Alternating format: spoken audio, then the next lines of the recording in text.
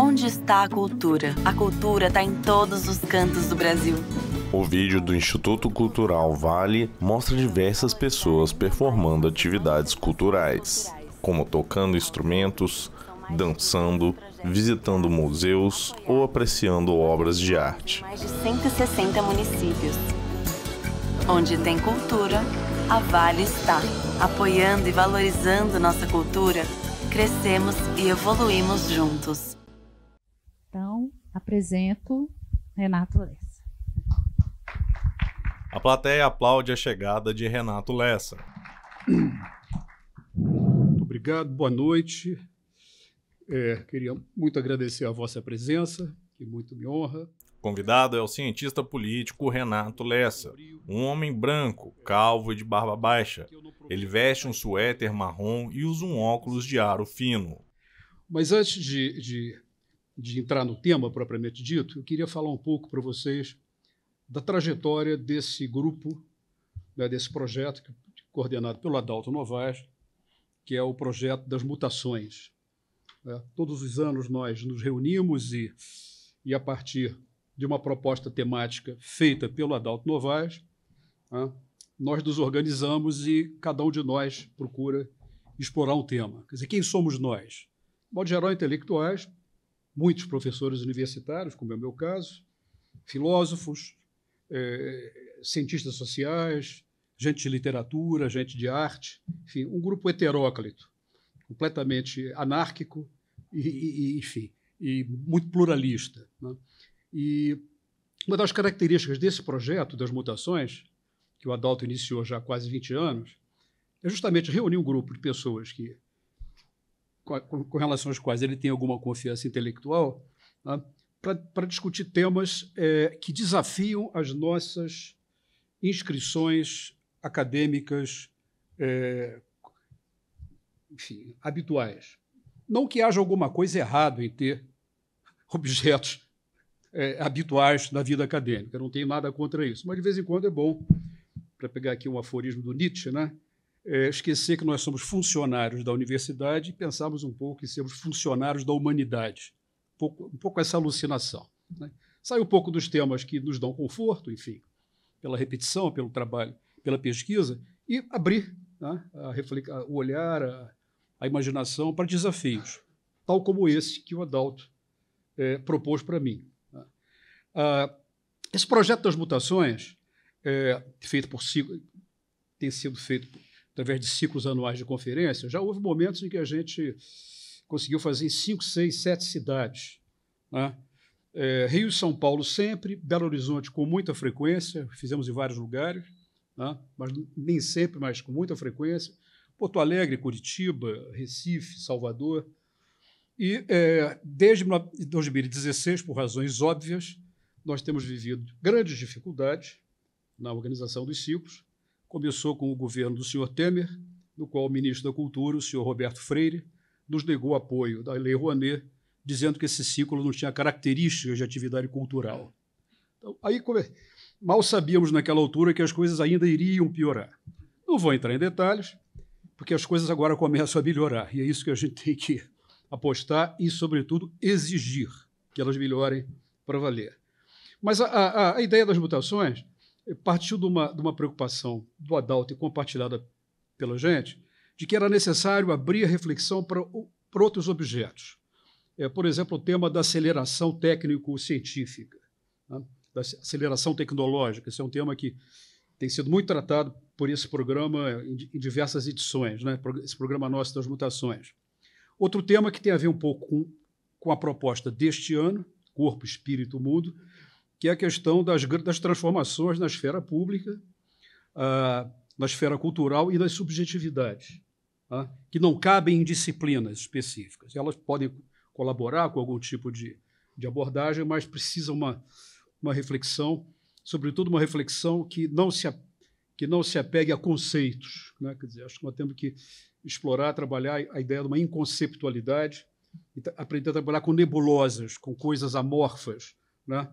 Mas ao mesmo tempo reais e presentes, tal como a estupidez. Então, eu já não pretendo trazer para vocês o conceito de estupidez, tá? E aqui eu estou muito bem acompanhado pelo próprio Robert Musil, grande escritor austríaco que fez uma conferência genial em 1937 chamada Sobre a Estupidez, Über Dummheit, né? Foi uma coisa realmente de outro mundo, de tão genial. E ele dizia para os ouvintes o seguinte: olha, sobre a estupidez, não sei o que ela é. Espectadores na plateia acompanham a fala de Renato.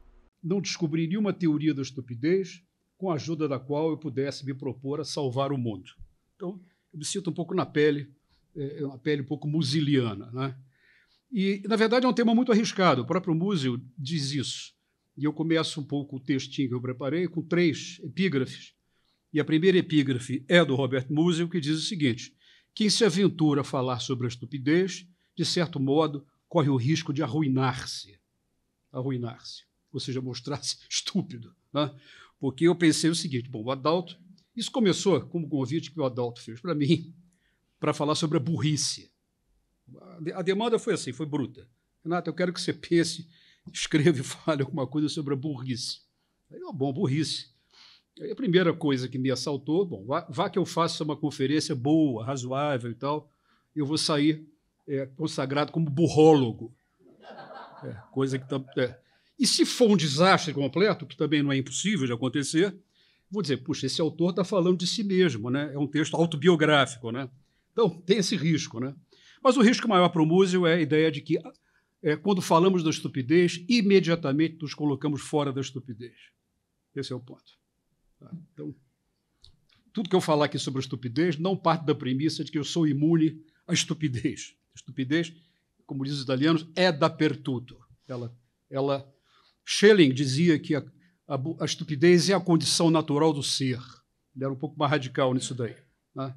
Então, também não é para ninguém sair deprimido. Ele, puxa, somos estúpidos e tal, o que vamos fazer da nossa... Também não é isso.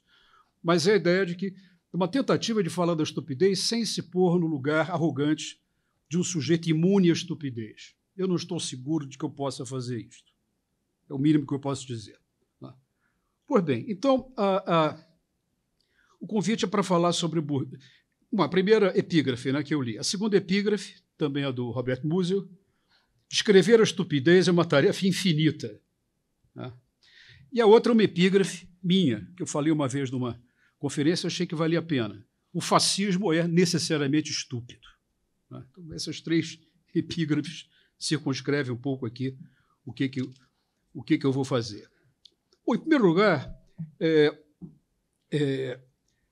não há um conceito. Quer dizer, há coisas que são inconceptuáveis, que não pertencem a conceitos.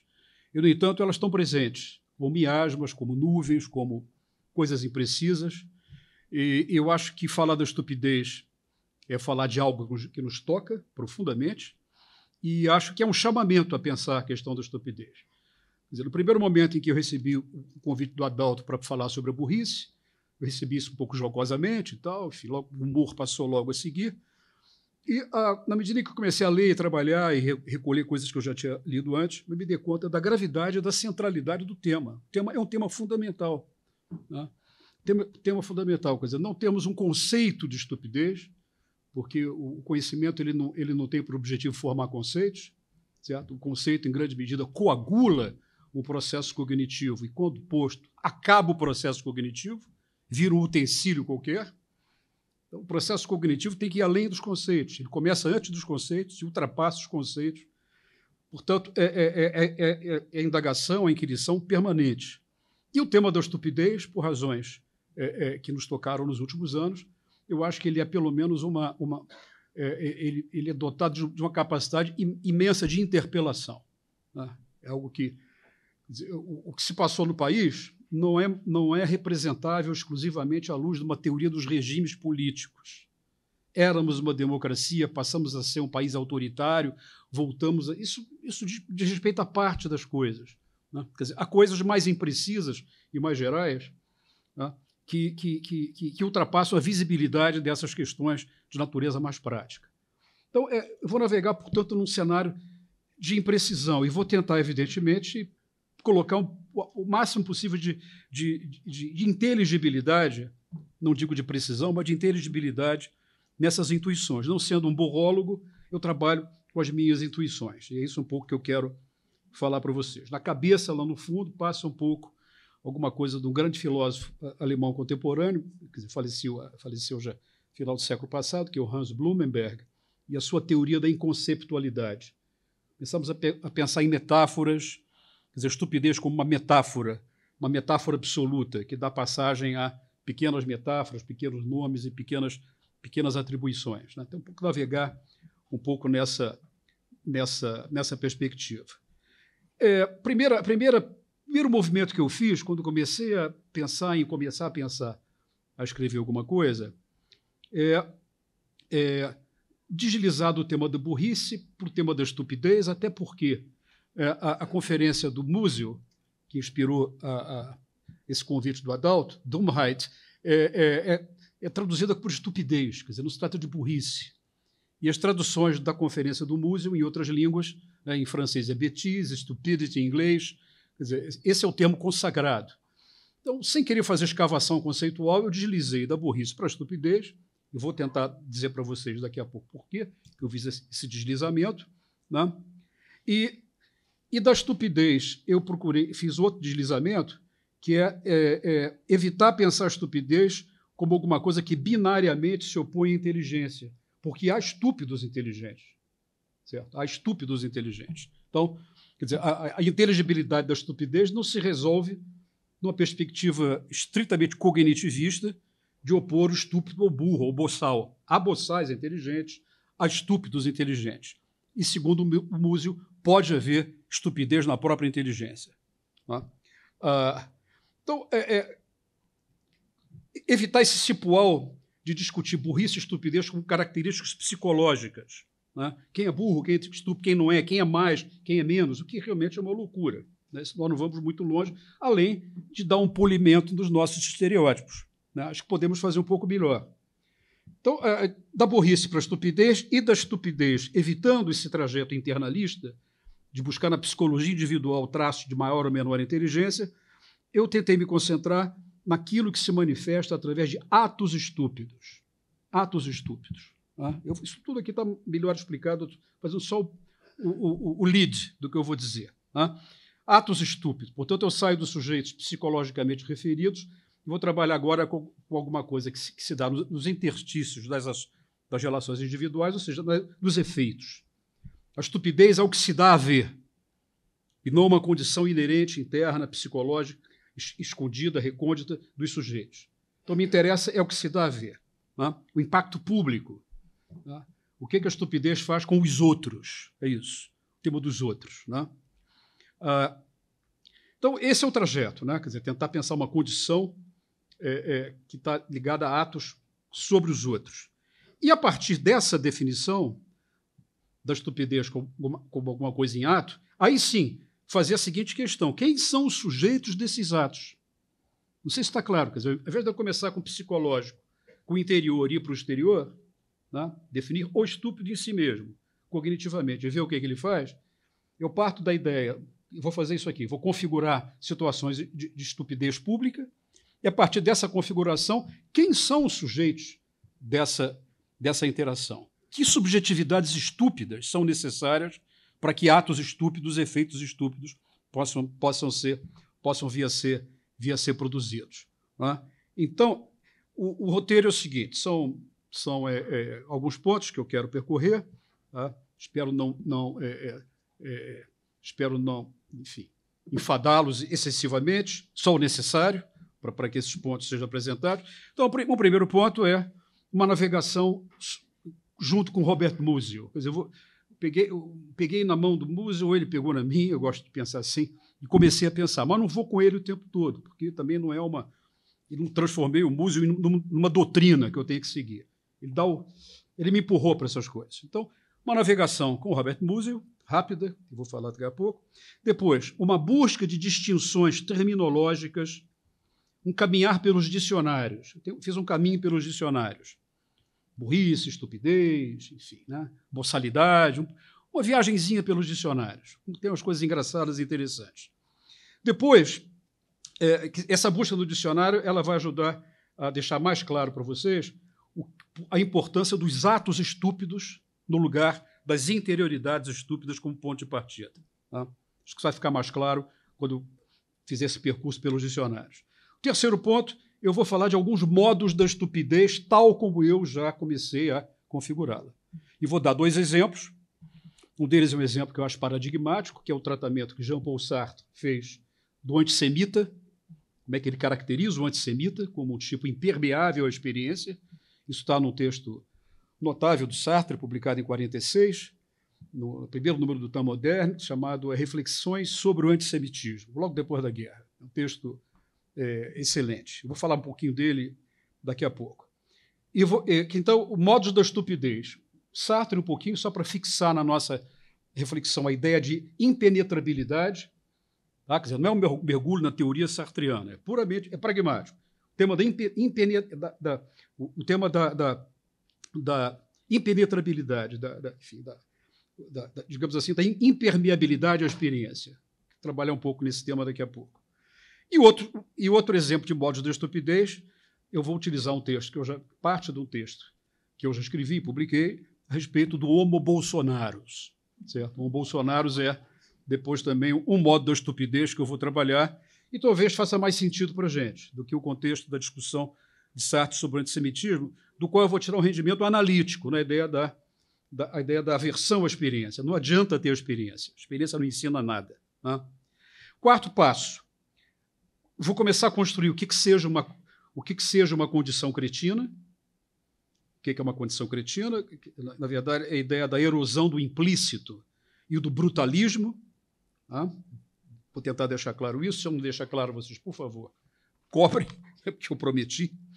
E o quinto passo é a ideia da estupidez associada à ideia de destruição, e destruição como algo que se dá prioritariamente pela palavra. Tá? É algo sobre o qual eu tenho trabalhado, que é a ideia de palavra podre. Palavra podre. Quer dizer, a estupidez através da palavra, dizer coisas, pôr coisas no mundo pela palavra. Vamos ver o que é isso. E considerações finais, a distinção que eu vou fazer, propor para vocês, entre 2 formas de estupidez. Uma estupidez fundamental, que é o brutalismo, e uma estupidez estético-metafísica, que é o amorfismo, a aversão às formas. Né? A estupidez metafísica mais radical, a utopia da estupidez metafísica é o mundo sem forma. É o amorfismo, completo amorfismo. É algo, evidentemente, que eu vou ter que explicar e, nessa conclusão, indicar para vocês quais são as saídas que o Musil, aí volto para o Musil para terminar. Como é que o Musil, o que ele indica como saída, como proteção? Saída não tem, né?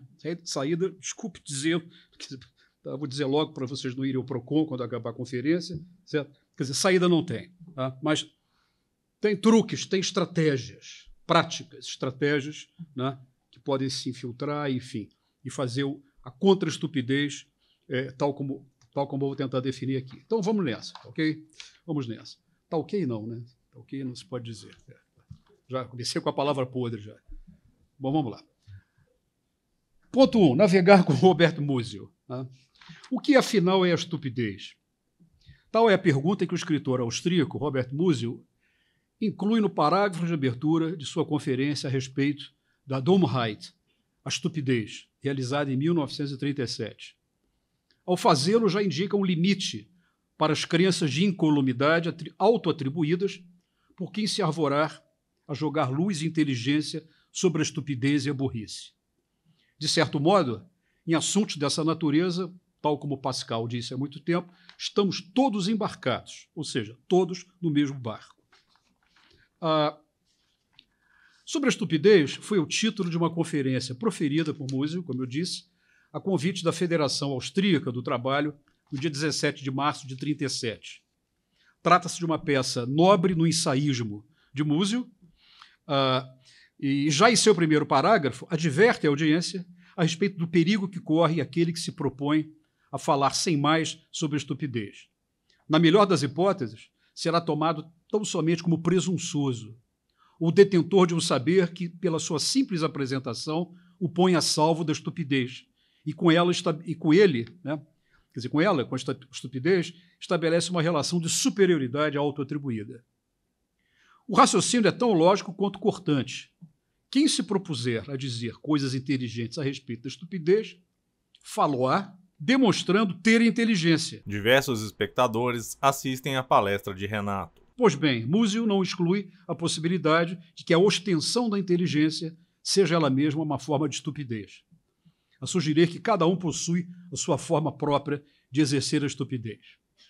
Mas, na pior das hipóteses, aquele que pretender pôr a estupidez sob exame irá sem ilusões na direção contrária de seu próprio tempo. Aqui é mais grave, né? Já que ela implicaria a perturbação ao progresso contemporâneo, essa é a expressão do Musil. Para confirmar esse juízo, cita a si próprio, no escrito de 31, que ele dizia o seguinte: se a estupidez não se parecesse com o progresso, com a esperança e com a melhoria, a ponto de poder ser confundida com eles, ninguém quereria ser estúpido. Quer dizer, aqui, enfim, é uma intuição do Robert Musil que tem um cariz um pouco nietzschiano, que é a ideia da diferença entre um mundo, no mundo no qual os humanos são capturados, são aderidos às formas práticas e fragmentadas do mundo, como se essas formas fossem o mundo propriamente dito, em detrimento de um afastamento, né, que é estético, que é literário, que é contemplativo, né, e que, segundo Musil, daria a medida mais plena, né, de uma humanidade protegida da estupidez. Quer dizer, é o desligamento do geral, o que eu vou chamar aqui de abstração depois. É o afastamento da abstração, da generalização, da ficção, da imaginação, e a adesão ao realismo das pequenas coisas. Né? Certo? Heideggerianamente seria o afastamento ontológico em direção àquilo que é ôntico, aquilo que é particular. E, portanto, como este mundo é um mundo movido pela justaposição de coisas particulares, divisão do trabalho, simultaneidade de coisas completamente desconectadas, né, essa adesão ao mundo tal como ele é, segundo o Musil, é um sinal de que a estupidez tem parte com isso daí. Né? Quer dizer, a estupidez, portanto, já aparece como alguma coisa associada a um déficit de abstração, de generalização. Vou trabalhar um pouco melhor isso mais para o fim do texto. Mas, de qualquer maneira, o Musil ele acrescenta isso, que por um tempo ele manteve com a estupidez uma relação de colegas. De todo modo, o que parece sugerir é que lidamos o tempo todo com a estupidez. Se calhar, trata-se de uma das experiências mais arcaicas da espécie, tanto quanto a do manejo dos operadores de crueldade. Foram inventados no dia que inventaram o vento. Eu tenho essa teoria. Para um artista como Musil, os múltiplos modos da estupidez teriam a ver com a resistência multiforme à arte e ao espírito mais refinado. A estupidez nessa chave, isso é um ponto importante, seria, antes de tudo, uma estupidez estética. Né? E desse ponto eu vou desenvolver no final da minha fala a questão do ataque à forma, a ideia de forma, e a utopia ou distopia de um mundo sem forma. Então, depois voltamos ao Musil para fechar o texto. Vamos partir para agora a segunda parte, que é aos dicionários. Vamos aos dicionários. Burrice e estupidez são daqueles termos dotados da capacidade de nomear ações e declarações cuja negatividade nos aparece como evidente, incontroversa. Em geral, não há dificuldade a empregá-los. Diante de burros e estúpidos, não hesitamos tanto no sentimento como na atribuição, burros e estúpidos. Por outro lado, ao refletir a respeito do significado daqueles termos, o que é um burro, o que é um estúpido, né? Ao refletir a respeito do significado daqueles termos, fora dos contextos particulares, né? Fora dos contextos particulares de aplicação prática e singular, vamos ter dificuldades semelhantes àqueles pobres coitados vitimados pelos diálogos socráticos, né? Certo? Que davam exemplos de coisas, enquanto que Sócrates cobrava definições categoriais. Tá? Quer dizer, nós reconhecemos um ato de burrice, mas se formos obrigados a declinar o conceito de burrice, nós vamos ter dificuldade. Um exemplo, no belo diálogo platônico, Laques, sobre a coragem, o personagem do mesmo nome, o general, tá? O personagem do mesmo nome não tinha qualquer dificuldade em classificar uma ação como corajosa, mas colapsava ao ser instado a definir o que significa o termo de modo conceitual, como índice de si mesmo, que há coragem e não um corajoso. O pobre Laques acreditava saber reconhecer um corajoso, mas não possuía a sabedoria da coragem. Tá? Será que nós podemos alcançar a sabedoria da burrice e da estupidez, fora dos exemplos? Se for assim, temos que perguntar um pouco a la Heidegger, né? O que é isto, a estupidez? Difícil empreitada. Vamos agora, quer dizer, ver o que está à mão. Quer dizer, o recurso aos dicionários, como de hábito, é também de pouca valia. São, antes de tudo, os dicionários objetos analógicos, mais do que analíticos. Ou seja, neles verificamos nos dicionários que os termos dão passagens a outros termos e a cada adição a floresta de significados possíveis procede imparável quando não dá aso a trajetos rebarbativos. Por exemplo, burrice é igual a estupidez, que é igual a idiotia, que é igual a imbecilidade, que é igual a burrice. Circular. Não saímos do circo. Mas, de todo modo, e já cético que eu sou, eu sei que os esforços de esclarecimento, a despeito de raramente esclarecer, dão ao que pensar, a utilidade no fracasso do esclarecimento, já que algo sempre evapora, né? Mesmo nos menos auspiciosos trajetos, e podem dar aso à imaginação e a erros renovados. Saímos daqui com erros renovados. Na ida ao dicionário, penso logo no dicionário, primeiro que está sempre à minha mão, é o novo dicionário etimológico da língua portuguesa, do Dr. Rodrigo Fontinha, editado no Porto pela editorial Domingos Barreira, lá pelos anos 40. Tenho na conta de uma reserva segura para as perplexidades correntes. Na verdade, é um apoio existencial. Há muito convenceu-me de sua infalibilidade quando li a definição da palavra surra. E eu vou tomar isso como modelo. Né? Como é que o Dr. Fontinha definia surra? Ele dizia o seguinte: grande quantidade de açoites aplicados à mesma pessoa. Essa é a definição de surra do Dr. Fontinha. Há outras definições deliciosas dele. Por exemplo, se vocês quiserem ir por essa seara, a definição, por exemplo, que ele dá de cigarro é genial. Pequeno rolo de tabaco envolto em papel... pequeno rolo de tabaco picado, envolto em papel, que se acende por uma extremidade e se fuma pela outra. Sensacional. Zero, mais uma só, zero. Algarismo em forma de O. Esse é um grande dicionário. E uma imensa utilidade que vocês vão ver. Então, surra, pequena quantidade, grande número de açoites aplicados à mesma pessoa. Soa claro e distinto, não? Parece cartesiano isso. Com efeito, nada ali de recursos sinônimos. Surra é como, sei lá, pancadaria. Não. O Dr. Fontinha é genial, ele põe a cena na nossa frente. Né?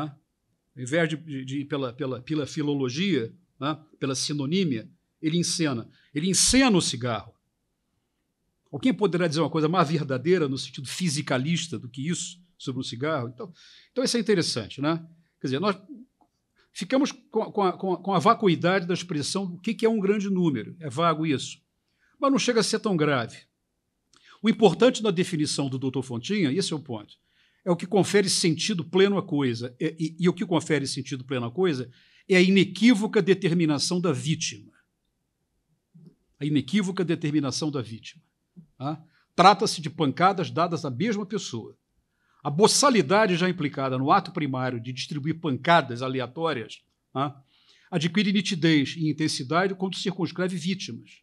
E um curioso processo no qual a precisão da consequência explica, ou pelo menos pondera, o trabalho vago do que seria sua causa, pancadaria. Quer dizer, tá certo? Quer dizer, a concentração na vítima dá inteligibilidade ao ato boçal da distribuição de pancadarias.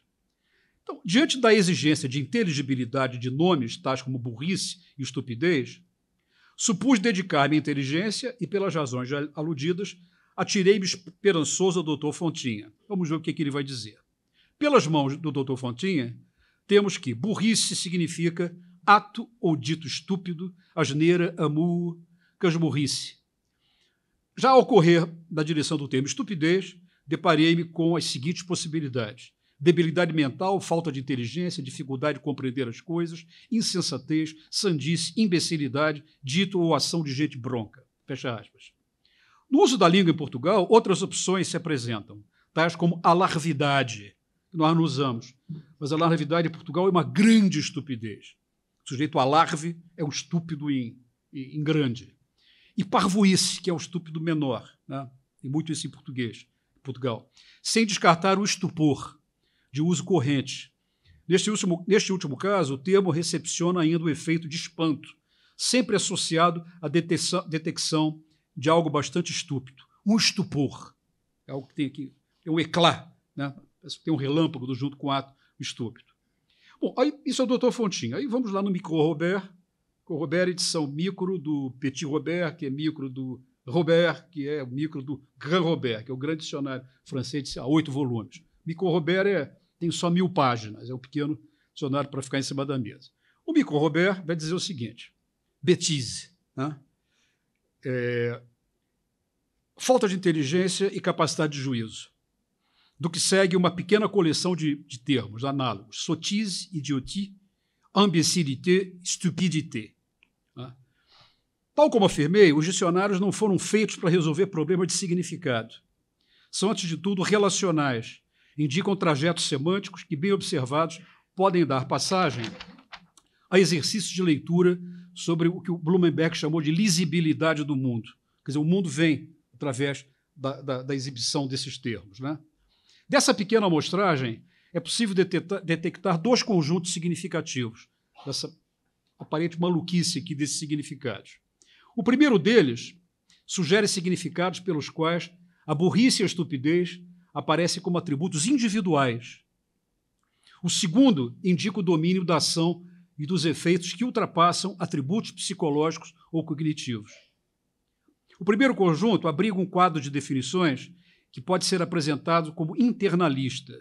São características de sujeitos que contam como marcadores relevantes para a definição que se busca.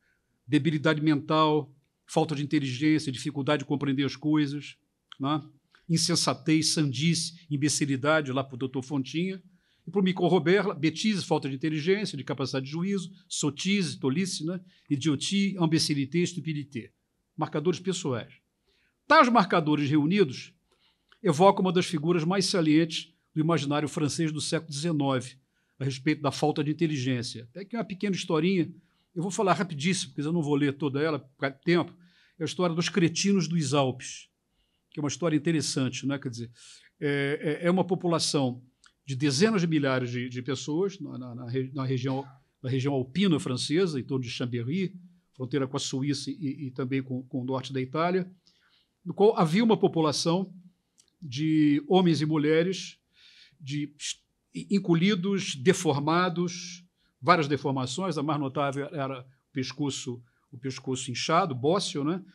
Feições completamente enfim, estranhas e, sobretudo, não dotados de linguagem. Eles grunhiam.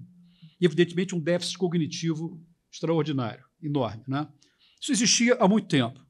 Quando aquela região se abriu para o turismo, começa a ver os primeiros viajantes do século XIX que vão caminhar por ali, faz os relatos, 18, 19, faz os relatos e começa a descrever essa população que vai receber esse nome, os cretinos. Né? Cretino, em francês, não tem a mesma conotação brasileira. Quer dizer, quando a gente chama alguém de cretino, né, é uma acusação de ordem moral, uma pessoa cretina. Né? E aqui é mais técnica, se é que isso pode ser técnico. Né? Diz a respeito à imbecilidade. Né? Portanto, é uma população percebida como cognitivamente sequelada, e houve 1000 teorias do século XIX. Vocês podem imaginar as teorias que apareceram, teorias racialistas, a ideia de que eles eram um elo perdido na evolução para o Homo sapiens. Né? Eles foram trazidos para Paris, foram colocados em hospitais. É interessante que Foucault jamais escreveu sobre isso. Foucault escreveu sobre todos os anormais, mas não incluiu na normalidade essa população que teve uma enorme visibilidade quando, com o relato dos turistas, enfim, apareceu a visibilidade. Evidente que havia esse contingente humano, e as instituições médicas psiquiátricas de Paris acolhem a Salpêtrière, por exemplo, formando banda de música, enfim, tentando integrar esses infelizes às rotinas disciplinadas da sociedade organizada, digamos assim. Até que o médico, no início do século XX, descobriu que o problema do cretinismo dos hóspedes era simplesmente falta de iodo. Né? E passaram e até hoje nós usamos sal iodado em função disso, né? Ou seja, é uma coisa que protege a tireoide. E acabou o cretinismo como característica de uma população. Mas a ideia de uma condição cretina, como uma condição que se refere a uma coletividade, a uma comunidade, a um conjunto, ela, embora tenha sido esvaziada desse exemplo específico, ela permanece como possibilidade classificatória. Né? E é nisso que eu vou me agarrar agora para falar um pouco, né, do que poderia ser uma ideia dessa condição, evidentemente uma condição mais séria, porque não adianta dar iodo para essas pessoas, certo? O iodo não vai resolver. Né? Muito bem. Então, tinha outras referências aqui ao livro do Antoine de Baek, é esse livro aqui, História dos Cretinos dos Alpes. É interessantíssimo. Realmente é uma história a partir dos relatos de viajantes e toda a movimentação do saber médico do século XIX para explicar o que é isso. Né? O que significaria essa condição. Mas vamos agora passar disso e estamos no seguinte momento, quer dizer, olhando para aquelas definições dos dicionários, nós temos, portanto, um conjunto de definições que personalizam a condição, portanto, são um conjunto que eu chamei aqui de internalista, e há um outro conjunto, que a gente pega também nas definições que eu mencionei, né, que a gente pode chamar de externalistas, que é a seguinte, que é o seguinte conjunto. Das definições de analogias empregadas pelo Dr. Fontinha, em seu prodigioso dicionário, vale destacar a seguinte via de observação do fenômeno da estupidez. Ato ou dito estúpido. Ato, ideia de ato. Né? Asneira, a muca, asmurrice. Quer dizer, o trecho ele ultrapassa o quadro internalista, voltado para a detecção do que caracteriza o âmago da condição cretina, e convida-nos a considerar fenômenos de passagem ao ato, para falar em jargão psicanalítico. Com efeito, não são mais características ou marcadores individualizados que contam como decisivos, mas os seus atos, actos aqui, né? De algum modo, a inteligibilidade da estupidez e da burrice dá-se pela inscrição no plano do comportamento e de seus efeitos coletivos. Nesse ângulo, o interesse pela condição cretina privilegia sua dimensão mundana. Né? Que formas de vida se constituem a partir de tal condição? Que formas de vida? Então, vamos tentar resolver essa... na verdade, é o que o Múzio chamava de a estupidez em ação. Né? Tem um trecho do Múzio que é assim, a estupidez em ação nós a chamamos de brutalidade. Então, vamos tentar, em primeiro lugar, definir essa condição e vamos depois ver os sujeitos que estão inscritos nessa condição. Então, passagem 3 do nosso trajeto, sobre os modos da estupidez. Né? Sartre e o Homo Bolsonaros. Né? Há uma hipótese de inteligibilidade da condição cretina a partir de um marcador que pode ser designado como obsessão da certeza. Tem uma notinha aqui, vou falar isso também no final. É a estupidez epistêmica. Né? É a obsessão da certeza. Né? Trata-se, com efeito, de algo contraintuitivo, buscar a inteligibilidade da estupidez e de seus múltiplos análogos dicionarizados em um modo particular de lidar com a certeza. Você tem tanta certeza que a estupidez escorre. Um pouco essa ideia. Né? Na verdade, é um modo particular de lidar com a certeza, ou melhor, de usufruir da certeza, já que a certeza é, antes de tudo, um sentimento alucinatório e não uma captura de um pedaço do mundo, né? Tal como ele supostamente é. Né? Trata-se, o que nós vamos tentar fazer agora aqui é tentar chegar ao âmago do cretino a partir de uma indagação a respeito do seu saber. Né? Qual é o saber que esse cretino produz? O saber do cretino, o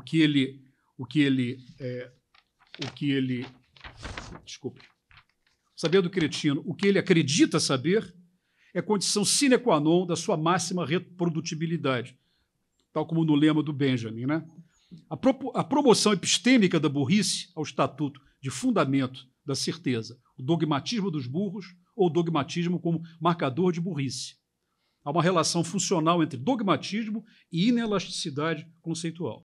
Na plateia, espectadores acompanham a fala de Renato. Vou falar agora de uma condição cretina e tem que fazer uma vacina para que eu não dogmatize a respeito disso. Eu já estou, portanto, dizendo, né, que o dogmatismo também é um sintoma controlável. A cura para isso, né? A cura. Os céticos, enfim, há vários filósofos que procuram cura, propõem curas a respeito disso. Não é uma condição terminal, né? Essas outras que eu vou ler são um pouco mais terminais, né? Então vamos lá, vamos então para esses modos da estupidez, tal como eu estou definindo aqui. Sartre e o antissemita, né? Tomar como modelo de condição estúpida. Então, uma historinha rápida para a gente entender que medida Sartre pode nos ajudar. Aqui eu quero fazer uma referência à ideia sartreana de impermeabilidade à experiência. É essa a ideia. Analiticamente é isso. Impermeabilidade à experiência. É essa a imagem. Tal como posto no retrato do antissemita, das reflexões sobre a questão judaica. Uma ideia que pode ser útil e como modelo para a circunscrição do nosso tema. Quer dizer, eu falei, mas vou repetir. Quer dizer, a ideia não é definir a nebulosa da estupidez. Quer dizer, eu entrei nessa nebulosa e o que eu estou fazendo aqui é contar para vocês o que eu vi. É tão somente isso. Tá? Outros podem estar nessa nebulosa e vão ver outras coisas. Então não é uma teoria exaustiva da estupidez como universo dotado de fronteiras nítidas, né? Quer dizer, já que eu entrei na nebulosa da estupidez, né, eu tenho que contar para vocês o que eu vi nesse trajeto. Né? Então, me agarrei no Sartre.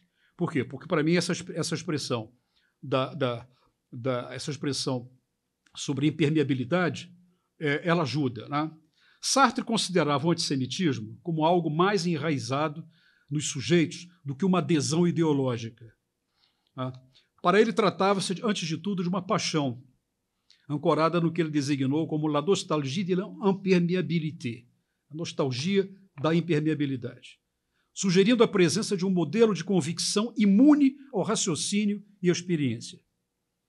Um bom exemplo de imunidade ao raciocínio e à experiência foi fornecido por Sartre no correr do ensaio, na rememoração de um colega seu de liceu, colocado na 27ª posição num concurso de agregação, do qual apenas 12 foram aprovados. O sujeito ficou injuriado, enfurecido, né? Embora admitisse que não havia se preparado adequadamente para o exame, o colega de Sartre atribuiu a aprovação do judeu Weil, entre outros judeus colocados à sua frente, a supressão da vaga que lhe deveria caber. Era mesmo incapaz de compreender como é que um sujeito, aspas, cujo pai veio da Cracóvia ou de Lemberg, na Polônia, poderia compreender melhor do que ele um poema de Ronsard ou uma égloga de Virgílio. Sartre indaga: se fosse o caso de eliminar alguém acima da lista, por que o colega inconformado...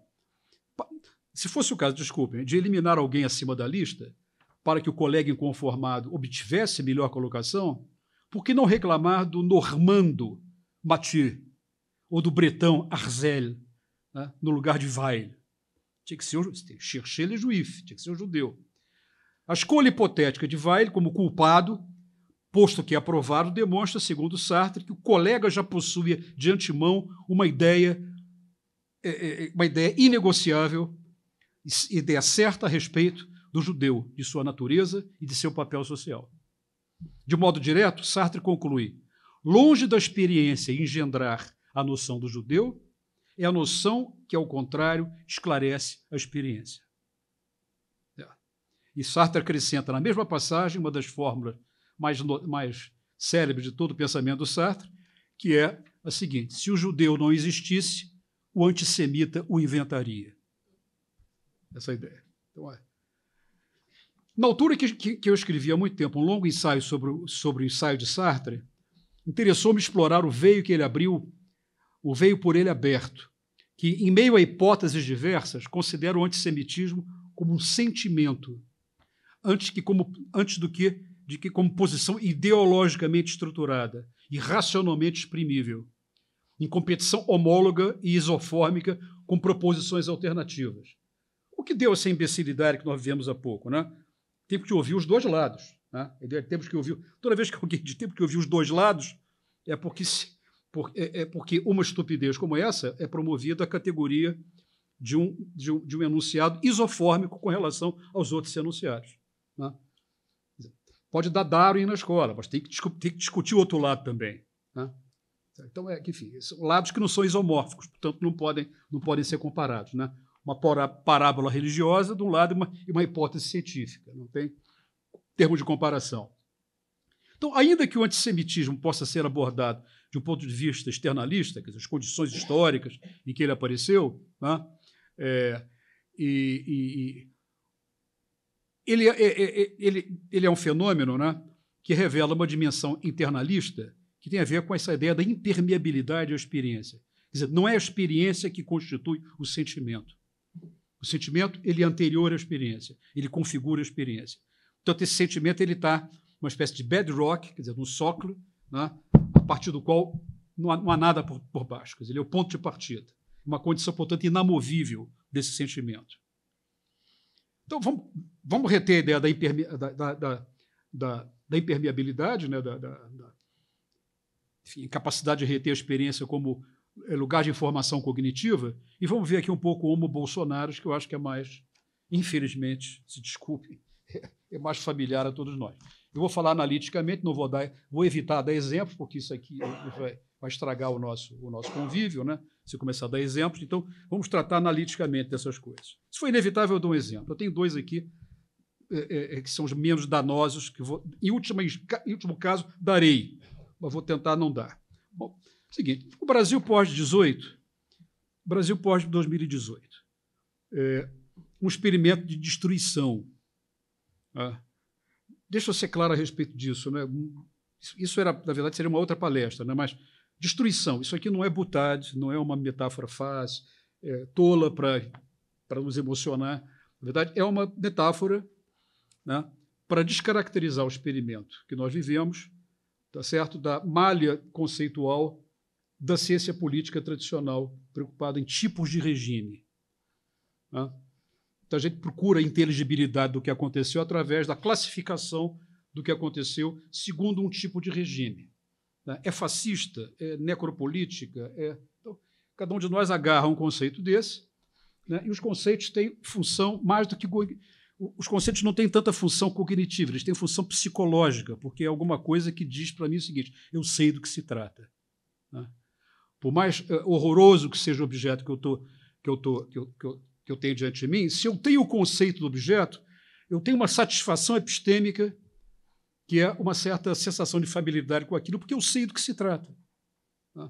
Por mais horroroso que seja a coisa. Né? E isso é perturbador quando nós estamos diante de coisas inauditas, coisas que nós nunca vimos antes. Né? E é do espírito humano, é antropologicamente explicável, que diante do inaudito, né, ou seja, coisas que nós não vimos antes, portanto, não são coisas portadoras do seu próprio nome, porque as coisas não andam de crachá, não é isso? Os objetos não andam de crachá, a gente aqui dá o nome às coisas. Então, as coisas inauditas recebem da gente nomes de coisas familiares. É assim que nós procedemos cognitivamente. Nomes familiares dados a coisas inauditas. Né? E esse ato, isso o Blumenberg explica muito bem, esse ato de dar nomes familiares ao não familiar é o mecanismo humano de colonização do mundo insuportável, né? Do absoluto do real, né? Que é insuportável.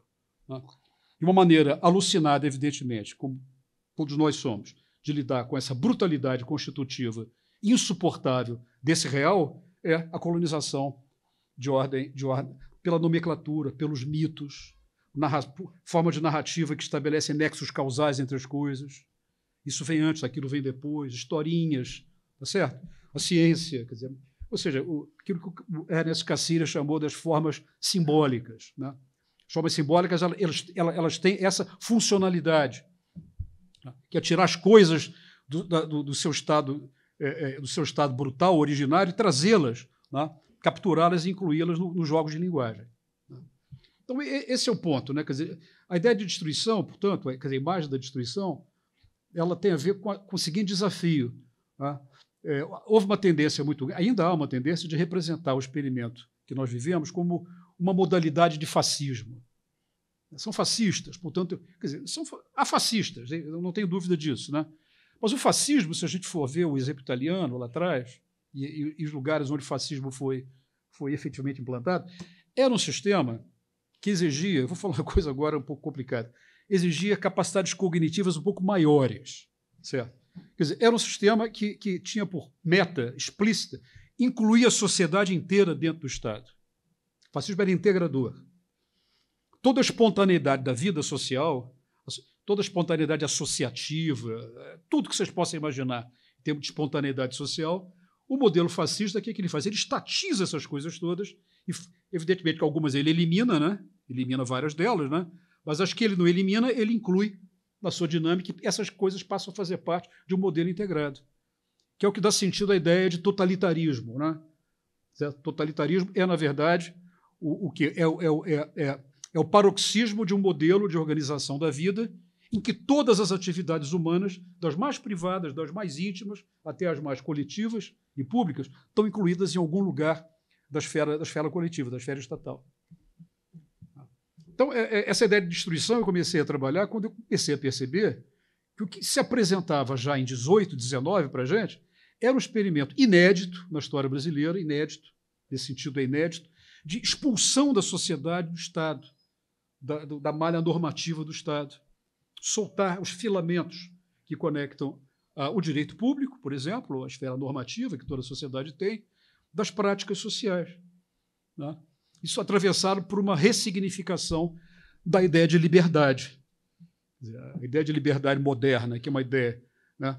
Liberdade é algo que se torna inteligível dentro de um quadro normativo que a circunscreve e a garante, por uma ideia de liberdade que destrói essa esfera normativa e tem a ver com sei lá, não pagar imposto, sei lá, enfim, sei lá, andar armado, entende? Quer dizer, ou seja, a nossa liberdade, a ideia da nossa liberdade, né?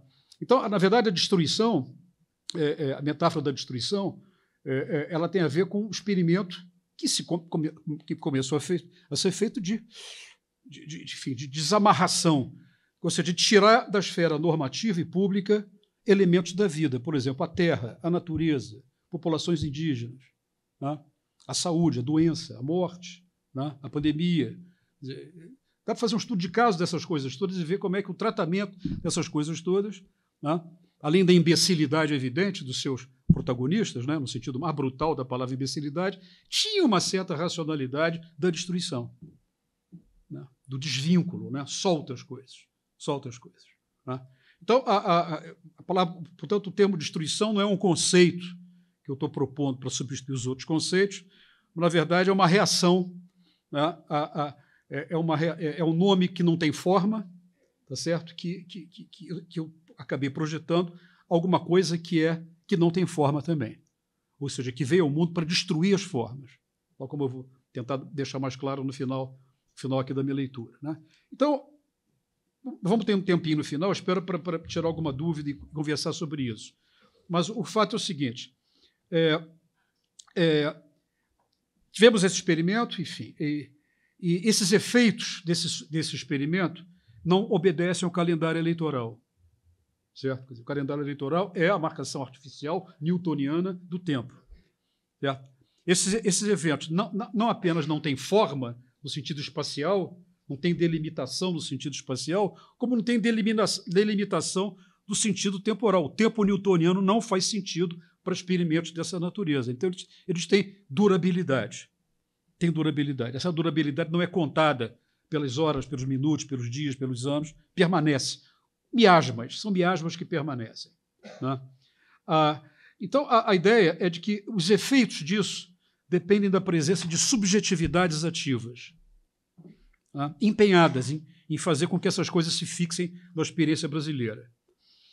Então, o que se abateu sobre nós há quase 5 anos, possui um substrato antropológico, um modelo de conduta, um modelo de condição humana que eu chamei de homo bolsonaros.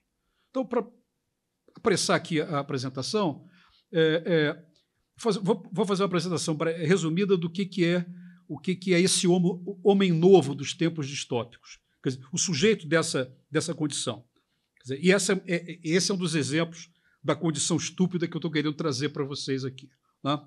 Então, são 4 características que a gente pode encontrar nesse sujeito, dessa subjetividade ativa que movimenta o mundo, que eu estou aproximando, que eu estou tomando aqui como uma versão possível de uma condição cretina, de uma condição estúpida.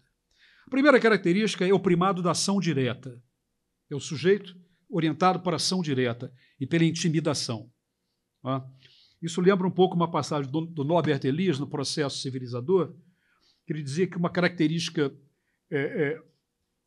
enfim, da sociedade moderna, no início das sociedades modernas, era que alguns sujeitos tinham o direito de interpelar outros sujeitos. Isso tem a ver com a lógica dos duelos. As pessoas se interpelam na rua, assim, né? Interpelam, né?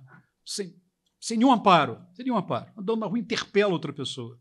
E essa interpelação pode levar, evidentemente, à morte, a duelo, enfim, a coisas fisicamente desagradáveis.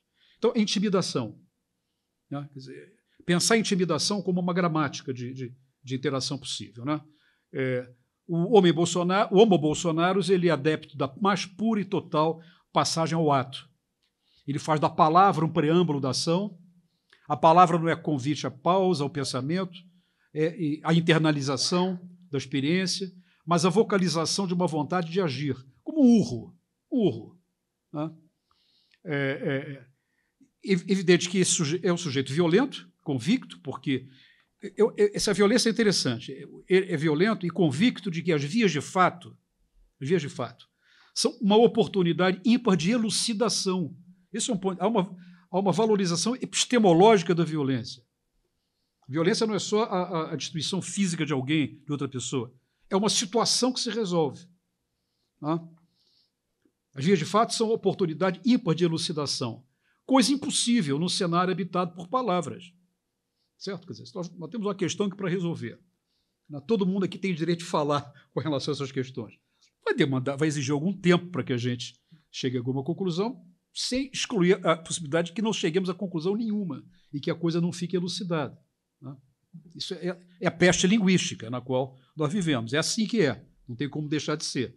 Mas a ideia da violência como elemento de elucidação é a supressão desse cenário de indecidibilidade, certo? Tem a ver com um pensador conservador do século XIX, espanhol Donoso Cortés, que dizia que o parlamento é o lugar de uma conversa infinita. Hablava e não acontecia nada. E, portanto, se nós quisermos ter processo de decisão, esse palavreado tem que ser suprimido, para que as coisas tenham inteligibilidade. Então, o homo bolsonaros é o paroxismo dessa posição, porque o Donoso Cortés não era um assassino, não era um homem brutal, era apenas um conservador alucinado. Né? O homo bolsonaros é o paroxismo dessa ideia, no sentido de que mobiliza um vocabulário eliminacionista. Né? Então, essa é uma característica, tá certo? Quer dizer, dessa condição. Né? É o marcador de reconhecimento, né? O primado da ação direta, da intimidação, resolver pela intimidação, pela correlação de forças, pelo atrito, né? Pelo caso concreto. Outra característica, o horror à mediação. Uma espectadora toma notas em seu caderno. Esse sujeito ele é um fundamentalista da linha reta, que é logo abater o inimigo, sem tergiversar. Tem diante de si um mundo que exige o mais cabal esclarecimento, sendo, portanto, avesso às neutralizações, já que o mundo marcado pelas mediações camufla a verdade substantiva das coisas. A ideia de que as palavras camuflam, o discurso, a retórica camufla. Né? Então, o mundo esvaziado das artimanhas da linguagem revela a sua natureza direta. Né? E a natureza direta é a correlação de forças, né? O atrito. Né? Quer dizer, a atrição. Quanto maior for a atrição direta, sem mediação simbólica, mais genuíno, digamos assim, mais genuína seria essa interação. Né? Daí a aversão ao Estado de Direito, né? Que é o paraíso para o bem e para o mal, evidentemente, das mediações. E a recusa à representação parlamentar, a valorização de uma forma de representação simbólica, né? E a valorização de uma representação simbólica com pretensões carismáticas. É isso que explica a teoria da democracia abraçada por esse sujeito, puramente majoritária e concentrada na pessoa do chefe, né? Cuja soberania deve ser indisputável, ou seja, a minoria, na verdade, o povo é a maioria. Quer dizer, o povo desse tipo de exercício de soberania é constituído pela maioria eleitoral que eventualmente se obtém. Mas o ponto fundamental disso é a ideia do horror à mediação. Acho que é um ponto que eu queria que ficasse claro, né? Quer dizer, a dispensabilidade de elementos de mediação, né, que atenuam conflitos, dirigem conflitos, neutralizam, evidentemente, quer dizer, tornam as decisões mais lentas, tem tudo isso vem junto. Tá? Mas é uma second best solution com relação à atrição direta. Tá? E o mais importante, para mim, é o horror à abstração, é o terceiro ponto. O horror à abstração. Caso concreto, é um fundamentalista do caso concreto. Tá? E as abstrações não são bem-vindas. Né? Então, eu vou dar um exemplo breve aqui para que o que leva ao que leva o horror à abstração. O tema, por exemplo, para usar um termo que eu detesto, que virou moda, da ressignificação da ideia de morte, que nós vivemos algum tempo atrás. Né? Quer dizer, esse ponto é um ponto importante. Né? Merece que a gente perca aqui uns 3, 4 minutos, porque esse é um ponto crucial. Né? E a ideia a verdade é o seguinte, né? A ressignificação da ideia de morte. Uma brevíssima referência aqui a um quadro imaginativo que aparece com a filosofia política moderna, a partir de um pensador inglês importantíssimo, que é Thomas Hobbes, que é o libelo que ele escreve contra a morte violenta e precoce. A distinção entre morte natural e morte violenta. Tá? E para a morte natural, sinto dizer a vocês, não há jeito, tá? Eu queria dar essa notícia ruim para vocês, mas há jeito para a morte precoce e para a morte violenta. Essa diferença é fundamental. Quer dizer, da inevitabilidade da morte biológica não se segue a inevitabilidade da morte precoce e da morte violenta. Hobbes é maltratado, enfim, xingado, tá absolutismo, não interessa. Essa é uma descoberta fundamental que muda a direção da reflexão filosófico-política sobre a ideia de morte, que até então estava escrita no quadro teológico da morte como parte da vida, né? Segundo o ciclo teológico. Aqui a morte sai do ciclo teológico, quer dizer, a que fica no ciclo teológico é a morte natural, chamada morte natural. Mas no século de guerra de religião, de instabilidade, não é essa morte que era politicamente relevante. A morte politicamente relevante é a morte precoce. E essa morte é retirada do ciclo da inevitabilidade teológica e é trazida como um fundamento de obrigação política no momento de instituição do soberano. O soberano se institui, né, mesmo que ele seja absolutista, que ele não reconheça oposição, enfim. Tudo isso pode ser verdade, mas isso não é o ponto.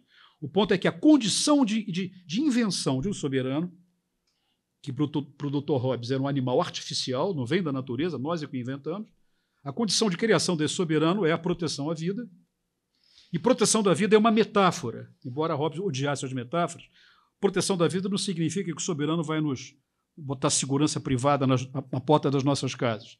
Significa que existe um arcabouço abstrato, que na linguagem do século XVII chamava-se de direito natural, mas isso tem a ver com a linguagem do século XVII, né? que na verdade, fazia com que a vida passasse a ser uma questão... A vida, que embora tenha uma dimensão natural, ela tem que ser protegida por um artifício. Não sei se o ponto fica claro. Há uma dimensão natural da vida, certo? Que tem que ser protegida pelo artifício. Direito público, as obrigações políticas do soberano, proteções diferenciadas. Né? E nós temos feito, na verdade, do século XVII até agora, são discussões sucessivas, contraditórias, com opiniões diferentes, sobre o que é a vida. Esse é o grande tema. O que é necessário para que haja vida? Né? No momento que Hobbes pensa isso, ele está pensando na questão mesmo da morte, da supressão violenta do conflito ali que estava acontecendo. A nossa ideia de vida hoje ela foi engrossada por várias coisas, né, várias adições que vêm de teorias, diversas teorias, vêm da religião, vêm do movimento das coisas, movimentos sociais, sei lá o quê. Né? Essa ideia é uma ideia expansiva. A ideia de vida é uma ideia expansiva. E não é o caso aqui de discutir os conteúdos que essa ideia de vida vai tendo ao longo do tempo, né? Mas o fato é que essa vida ela se torna, digamos assim, existencialmente forte quando ela é acolhida no contrato. Um certo contrato também é uma metáfora, né? Como ela faz parte, em vez de contrato, eu gosto mais de chamar de condição tácita. ela faz parte de uma condição tácita que nos reúne de uma certa maneira com as nossas contradições e diferenças, que são, evidentemente, incanceláveis. Mas, ao mesmo tempo, há essa capacidade de abstração de uma condição genérica que pode englobar, evidentemente, variações do seu interior. Então, eu não sei se o ponto fica claro, mas é a ideia de que, a partir do século XVII, a questão da vida passa a ser uma questão de direito público. Esse é o ponto. Tá? E nós tivemos, com a experiência da pandemia, o quê? A expulsão da vida do quadro do direito público. Esse é um exemplo importante do horror à abstração, porque tudo isso que eu estou falando é uma abstração, parte de uma abstração. Tá? Quer dizer, esse é o grande esforço que essa condição estúpida tem dificuldade de entender. Como é que a vida social pode depender de abstrações? Tá? Coisas que não têm tangibilidade, mas que dão passagem a coisas tangíveis. Tá? Certo? Quer dizer, fórmulas, valores, enunciados, textos, leis, sei lá, regras constitucionais, qualquer coisa, que são coisas abstratas. Quer dizer, essa é uma grande alucinação, né? A partir de um certo momento a gente acha que um pedaço de papel define uma forma de vida. Isso não existia antes, passa a existir no século XVIII. Né? Duas revoluções, por acaso. Duas revoluções, né? Que viram a ordem do mundo e põem no papel como é que o mundo tem que ser. Eu não tenho nenhuma visão idílica da história dessas coisas. Muitas coisas horríveis aconteceram a partir daí. Mas o fato é que isso é uma virada. É uma virada interessante, é uma virada importante. E nós vivemos, como nunca antes neste país, alguém já falou isso, né? Como nunca antes nesse país, nós vivemos um experimento em que essas coisas passaram a ser dispensáveis. Quando, diante da morte, alguém diz, e daí? E daí? Morrer, todo mundo morre. Então, esse é o ponto. Pode parecer uma pequena estupidez, né? Quer dizer, o cara que diz isso é um idiota. Bom, não é uma pequena estupidez, há uma teoria, há uma desconstrução teórica escrita nisso, que é o quê? Expulsão da vida da condição abstrata que eu estou tentando definir aqui. Sai dessa. Então, a consequência prática, o Estado não tem obrigações práticas de lidar com isso. Não há políticas para tratar com isso. Falta vacina, né? Falta respiradores para as pessoas, né? Com problema de respiração. No fim da linha tem uma consequência prática, certo? Quer dizer, a desconsideração de uma abstração tem, no fim da linha, uma consequência de natureza prática, né? Pela redefinição do que significa a vida. Esse é um estudo de caso que eu fiz aqui rapidamente, muito rapidamente, por causa do tempo, que mostra como é que essa questão geral da erosão da abstração, no caso concreto, que foi um caso concreto que nos afetou a todos, 700 mil pessoas, né? Todo mundo que conhece alguém, ou conhece alguém que conhece alguém que foi afetado por isso, né? Portanto, está no meio de nós, né? E, em grande medida, isso foi atravessado por uma episteme completamente estúpida, né? Que foi exatamente trazer o tema da vida para o brutalismo, né? Devolver a vida à natureza. O mesmo padrão vai se dar com a natureza, com as populações indígenas, devolver tudo à natureza, devolver a natureza à natureza. Certo? Quer dizer, certo? Se nós temos uma política ecológica séria e decente, trazer a natureza para o artifício, né? Por âmbito da política, para protegê-la. Então, pode parecer uma contradição em termos. Devolver a natureza à natureza significa que os agentes que operam na natureza, né, que o Raimundo Fauro chamou de sujeitos de uma distribuição natural do poder, né, vão lidar com isso de uma maneira desregulada. Madeireiros, genocidas, sei lá mais o quê. Que são sujeitos naturais dessa natureza. Quer dizer, são sujeitos que se naturalizaram nesta natureza pela reiteração das suas práticas ao longo do tempo. Fazem parte da paisagem. Então, nós temos que levar uma outra paisagem para redefinir essa paisagem. E ela tem que ser uma paisagem de uma cobertura de referências de ordem mais geral, senão não tem jeito. Se for correlação de forças local, né, quer dizer, isso aí vai ser o que tem sido. Né? Então, só para dar uma ideia mais tangível do que seria essa dimensão do horror à abstração. E a quarta característica, eu já falei quando falei do antissemita, é a ideia da impermeabilidade à experiência. E agora a gente pode começar os procedimentos de aproximação da cabeceira da pista. Né? Começar a fechar aqui um pouco essa. Então, definir dois modos possíveis dessa condição. E agora eu vou falar um pouco para vocês um elemento fundamental dessa condição, que tem a ver com os indícios dessa condição cretina, né? Quer dizer, alguns indícios que têm a ver com o que eu chamo de domínio da palavra podre. A palavra podre, né? E aqui eu vou pular a leitura para não tomar mais tempo, mas a ideia da palavra podre que é uma modalidade de expressão que traz em si o seu efeito imediato, seja como preâmbulo de uma ação violenta, como aviso prévio de uma ação deletéria, ou como, fundamentalmente isso, potência de infestação do campo simbólico. A palavra podre é uma palavra que, quando é dita, ela estraga o campo semântico. Ela infecta o campo semântico. Certo? É como, sei lá, um miasma. Tá? Certo? A palavra podre é o que contraria de referências tácitas mais gerais. É o não dito ainda, é uma aberração que não foi dita ainda. Vamos colocar nesses termos. Tá? E qual é o poder de infestação que ela tem? É a ideia de que toda linguagem, quando ela é dita, ela é replicável. É a infinita replicabilidade dos atos de fala. A possibilidade de falar dessas coisas. Tá? A possibilidade, por exemplo, torna-se possível dizer que professores são piores que traficantes, por exemplo. Para dar um exemplo leve. Tá? Eu tenho uma coleção de exemplos. Uma gaveta que eu abro em casa assim devagarinho e tal, para não pularem fora.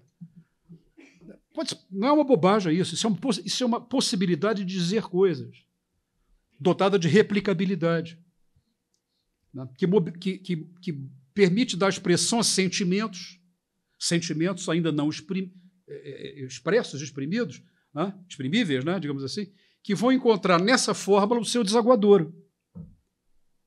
Quer dizer, a linguagem é uma coleção de disponíveis. Uma coleção de disponíveis. Né?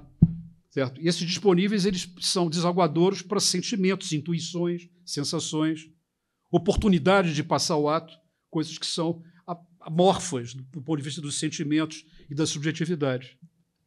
Então, esse é o efeito de dizer coisas impensáveis. Né? E o efeito desse ato é a dissolução do que eu chamo aqui de dimensão tácita, né? Acelerando aqui um pouco essa apresentação. Né? Quer dizer, o que é a dimensão tácita? A dimensão tácita é uma dimensão, evidentemente, invisível, certo? Trabalhada por um filósofo do século passado chamado Michael Polanyi, um livro muito interessante chamado Tacit Knowledge. Ele trabalha a ideia de conhecimento tácito, mas também dá para trabalhar como condição tácita. É o não dito. É o não dito. Né? É o que não precisa ser dito, coisas que nós já sabemos. Michael Polanyi diz uma coisa muito interessante: todos nós sabemos mais do que achamos que sabemos. Há um conhecimento tácito, suposto, que é o fundamento do conhecimento que é racionalmente e linguisticamente controlado. Mas lá há um background, que é um conjunto de informações, estão lá atrás, estruturadas, não precisa nem ser um inconsciente, que o consciente só atrapalha, né? Vocês sabem, né? Mas referências, de modo mais geral, né? Que a gente não põe na mesa o tempo todo, porque elas já são supostas. Não sei se está claro o ponto. Né? E a ideia é que, quando essa camada tácita ela é dissolvida, destruída, né? Todas as situações têm que começar do começo. Não há o suposto prévio para o início de uma situação, para o início de uma interação. Né? Deixa eu pôr a coisa de uma maneira talvez mais clara, que é: como é que eu sei que existe uma camada tácita? Quando, por exemplo, diante de uma aberração, nós exclamamos: isso já passou dos limites, por exemplo. Isso não pode acontecer. Nós não estamos mobilizando nenhuma teoria, nenhum autor, nenhuma filosofia. Né? Quer dizer, tem uma coisa lá atrás que é o elemento de estranhamento. Né? Tá certo? Quer dizer, isso é tácito, quer dizer, é uma reação quase que instintiva diante de uma coisa que nos aparece como surpreendente, perigosa, ou como uma aberração. Esse é um sinal linguístico de que existe alguma coisa lá atrás. Eu não estou trabalhando com a ideia que nós temos uma substância escondida. Não, sai na palavra. É um ato de fala. Né? E a possibilidade gramatical de dizer coisas desse tipo, isto já passou dos limites, denota que nós vivemos uma condição tática na qual a ideia de limite é estruturante. Esse é um ponto. Certo? mesmo que a gente não saiba, que a gente não precisa concordar qual é o limite, mas está na nossa fala comum. Está na nossa fala comum. Tá? Então, tem vários exemplos aqui que eu não vou dar, mas a ideia de destruição, em grande medida, ela está associada à ideia de que não há limites. A ideia de que não há limites. Né? Pela erosão do simbólico, pela erosão da abstração, das mediações, quer dizer, que são, na verdade, o quê? Referências abstratas que sedimentam ao longo da história uma certa intuição de limites daquilo que não é aceitável para a gente e que só aparece quando somos desafiados, que está lá no back of our minds, lá atrás. Né? Na verdade, o que eu estou querendo dizer é que a erosão dessa dimensão tácita e implícita, tá certo? Ela está associada, portanto, à dispersão da percepção de que qualquer coisa é possível. Qualquer coisa é possível. Um exemplo aqui, logo no início do consulado, né, quando o casal abriu o palácio para os amigos e tal, aparece uma senhora, amiga da primeira-dama, da nova primeira-dama, que começa a fazer um filmezinho com um iPhone, deslumbradíssimo, mostrando o Palácio Alvorada e tal. Aí ela vira-se para a câmera assim, não se assustem, para nós não existe limite. Uma coisa assim, não sei se vocês lembram e viram essa coisa, uma coisa assim de dar o gelo na espinha. Quer dizer, lembram coisas que a Hannah Arendt falava enfim, da experiência do campo de extermínio, né? Quer dizer, o campo de extermínio como lugar onde tudo é possível. Qualquer coisa é possível. E, evidentemente, que nenhum sujeito é onipotente a ponto de fazer tudo o que é possível. Mas basta que ele acredite que possa fazer. Esse é que é o ponto. Basta que acredite que possa fazer. Enfim, então, a palavra podre tem a ver com o que eu chamo de ruína da dimensão tácita. Essa deflação da condição tácita. Né? E essa condição é importante porque, na verdade, quer dizer, o desaparecimento dessa condição tácita reduz a interação dos humanos à interação entre átomos. Né? Átomos, sem que haja, digamos assim... ou seja, o nosso líquido amniótico comum seca, para usar uma metáfora, certo? Uma metáfora muito feminina, certo?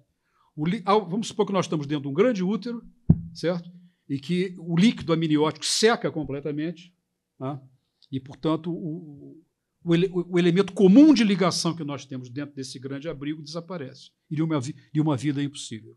Quer dizer, o esvaziamento da dimensão tácita tem a ver com o esvaziamento dos interstícios entre os sujeitos humanos. Tá? Se aproximando da ideia do Riesman, um antigo teórico social do século passado, a ideia da solidão e multidão, uma ideia que aparece com estudos urbanos no início do século XX. Né? A vida urbana como a vida... Todo mundo está junto, mas é o lugar da solidão. Enquanto que a vida na comunidade rural tem pouca gente, exatamente porque tem pouca gente, não há solidão. Ao contrário. E na vida urbana, a impessoalidade, porque as ligaduras tradicionais presentes no mundo tradicional, no mundo antigo, né, se desfazem numa outra sociabilidade em que vai se refazer de uma certa maneira. Só para dar um exemplo, para a ideia ficar um pouco mais tangível. Né? Quer dizer, é como se esses interstícios entre nós, que são compostos por coisas imateriais, intangíveis, abstratas, né, pudesse ser esvaziado. Né?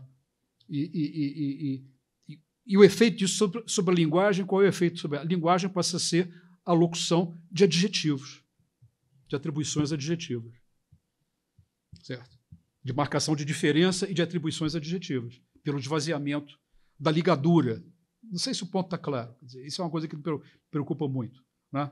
Quer dizer, no fundo, uma condição estúpida não tem a ver com as estupidezes individuais que nós podemos ter individualmente, mas tem a ver também sobretudo, com uma condição geral, né, na qual as condições de suplementação da experiência pela imaginação e pela abstração... O espectador assiste atentamente. Estão destruídas pelo abastardamento do uso da linguagem. A redução do analítico, do hipotético, do abstrato, pelo acusatório, pelo objetivo, né? Pela atribuição, pela doação de nomes. Né? Nomes. É como se a gente tivesse uma linguagem que dá nomes às coisas.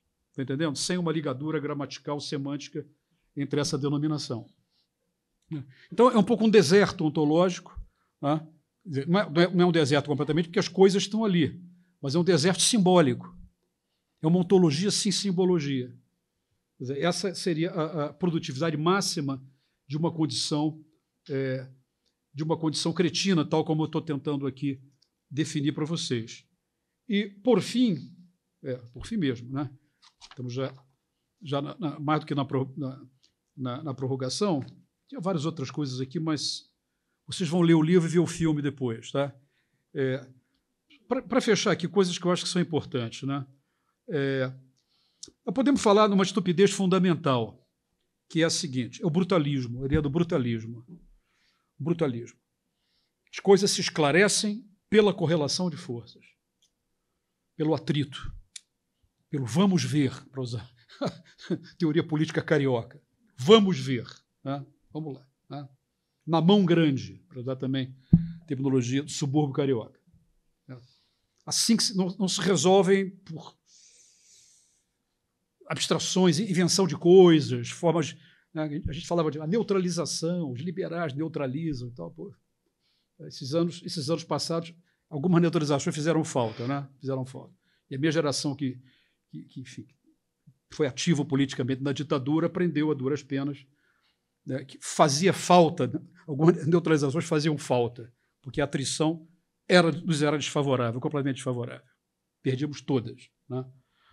Paramos de perder quando? Quando uma esfera abstrata, uma ressignificação da condição tácita, acabou sendo produzida na transição para pós-ditadura. Né? Vários problemas não foram resolvidos até hoje. Mas houve um deslocamento da ideia da política como atrição, de dominação, mesmo no sentido mesmo da imposição.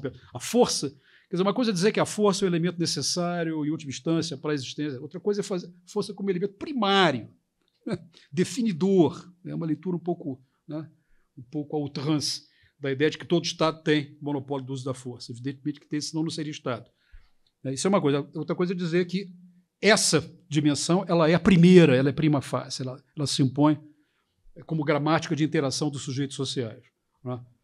Então, o ponto aqui é a ideia de que essa estupidez fundamental tem a ver, portanto, com a ideia de um brutalismo, está associada ao fim das mediações, está associada à destruição da camada simbólica abstrata, e pela dispersão de uma cultura eliminacionista. Eliminacionista. Quer dizer, o que me impede de matar o meu adversário? O que me impede de matar o meu adversário? Se eu, numa condição determinada em que ninguém está vendo, enfim, que eu tenho capacidade de matá-lo, né? Eu sou mais forte, estou armado, ele está desarmado, o que me impede de fazer isso daí? Me impede de fazer isso é a presença de uma dimensão tácita, de uma condição abstrata, enfim, que não é assim que se lidam com o conflito político, que o adversário não é o inimigo. Claro, evidentemente, eu não sou nefelibato, eu sei que é momento em que há inimigos, enfim, que coisas desagradáveis aconteçam. Tá? Não me tomem como um pacifista ingênuo, coisa que eu não sou. Tá? Mas o ponto é o seguinte, é achar que todas as interações devem acabar dessa maneira. Devem acabar dessa maneira. Estou entendendo o ponto? Quer dizer, a ideia de que é a supressão do must, em inglês, né, pelo can. Né? O príncipe faz não o que ele must, o que ele deve fazer. Ele faz o que ele can, o que ele pode fazer. Né? Então, o limite da ação do príncipe é o que ele pode, ou seja, se ele só tem 80 balas, ele só pode dar 80 tiros. Se tivesse do 115, daria 115. Então, can é isso. O must, ele não pode matar ninguém. Que ele deve fazer ou não deve. Não sei se o ponto está claro. Né? Então, o desaparecimento do must, né? E a ideia de que a correlação de força se dá pela disponibilidade dos recursos de retaliação. Né? Portanto, isso seria um fundamento do que eu chamo aqui de estupidez fundamental fixada nessa coisa brutalista. E a estupidez estético-metafísica, com a qual eu vou terminar, tem a ver com a ideia mais abstrata, é uma abstração que destrói as abstrações. Uma coisa mais alucinada, né? Que é a ideia de que destruir as formas do mundo. Isso é uma coisa que o Musil fala no texto dele, né? logo no início ele diz, eu tenho com a estupidez uma relação de colegas, porque a estupidez tem a ver com a destruição, tem a ver com uma estupidez artística ou estética. Aí eu peguei essa estupidez estética, né? Estupidez estética não é exatamente estupidez artística, quer dizer, estética tem a ver com a forma, com a questão da forma, a diferença entre arte e estética, né? Quer dizer, estética é fundamentalmente a questão da forma, a filosofia da forma, né? E antropologicamente nós somos produtores de formas, nós vivemos dentro de formas e nós produzimos formas, né? Para que as nossas coisas façam sentido, isso aprendemos lá com o velho Aristóteles, né? As coisas têm que ter substância, senão elas não são nada, né? Mas tem que ter forma, senão elas são ininteligíveis para quem observa. Então nós somos animais formais, animais produtores de formas, animais que aprendem a fazer formas, que vivemos dentro de formas. É uma condição existencial, né? Então, no horizonte de uma estupidez estética, estética nesse sentido, não artística, né? De uma estupidez estética e metafísica, porque isso aí realmente é uma grande alucinação, né? Está a ideia de uma distopia de um mundo sem formas. Não sei se passo claramente para vocês, de uma maneira minimamente clara, quer dizer, supressão das formas. É difícil pensar isso, porque o pensamento formaliza, né? A gente está habituado a pensar formas, mas dá para fazer um exercício de desformalização. Uma das primeiras intuições dos pré-socráticos gregos, com Anaximandro de Mileto, era a ideia de que o mundo veio a ver porque o apeiron originário, que era o ilimitado sem forma, em algum momento ganhou forma, mas essas formas que compõem o mundo vão ter que voltar a ele para pagar as suas penas. A ideia é uma ideia trágica do Anaximandro de Mileto, de que na origem de tudo existe um amorfismo de todas as coisas, né? Então, há uma espécie de atração estética pelo amorfismo, ou pelo menos pela dissipação imediata das formas, pela sua dispensabilidade, entendem? Quer dizer, a ideia portanto, há uma dimensão da ação política brutal, né? Que vai no caso, que vai no atrito, que vai no corpo, que produz dor, né? Quer dizer, evidentemente que essa estupidez tem parceria com a crueldade. Quer dizer, uma dimensão que está inscrita nisso é a aversão à forma, à formalização. Na verdade, são movimentos que, quando se põem no mundo, sequer são capazes de definir sua própria forma. Eles vão desfazendo formas e eles não se formam, eles acontecem, né? Refluem, voltam, enfim, né? O 8 de janeiro foi isso, foi o Woodstock da extrema-direita, né? Não é isso? Uma farra completa. Quer dizer, vamos olhar para aquilo ali sem som, né? Olhar para aquilo sem som, quer dizer, uma descoordenação completa. Você passa em frente de um busto lá do Supremo, vamos derrubar essa porcaria aqui. Joga o relógio no chão. E a gente olha para aquilo, a gente quer dar uma forma para aquilo, né? Interpretar aquilo, o que é aquilo. Temos que fazer isso, temos que interpretar. Mas, por outro lado, é um comportamento, tá certo? Que não traz em si a sua forma. O que ele produz? Ele produz eventos. Produz coisas. Produz consequências. Desorganiza uma forma de mundo, tá certo? Elemento de desorganização de uma certa forma de mundo, né? Essa intuição que eu tive quando eu olhei aquilo, isso aí é uma... Né? Claro que o Woodstock foi muito mais interessante, é óbvio, né? Isso aí, ça va sans le dire, né? Mas é a ideia mas é a farra possível que aquela gente pode fazer.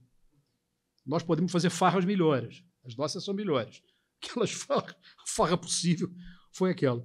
Então, enfim, é um tema que não movediço, né? E, na verdade, o que eu quis fazer é tentar definir algumas manchas no meio dessa nebulosa, né? E chamando a atenção para condições nas quais a estupidez ganha preeminência na desconfiguração do mundo comum. Como é que... Né? Potencial um fundo na estupidez seria exatamente isso. A ideia de refazer o mundo a partir da premissa de que as formas do mundo podem ser absolutamente... não é transformar, não tem nada contra a transformação das formas, veja bem, que seja bem entendido. É da natureza das formas elas serem transformadas, a gente transforma as formas. O que não é antropologicamente sustentável é o amorfismo, como condição permanente. Obrigado. A plateia se despede de Renato Lessa com uma salva de palmas.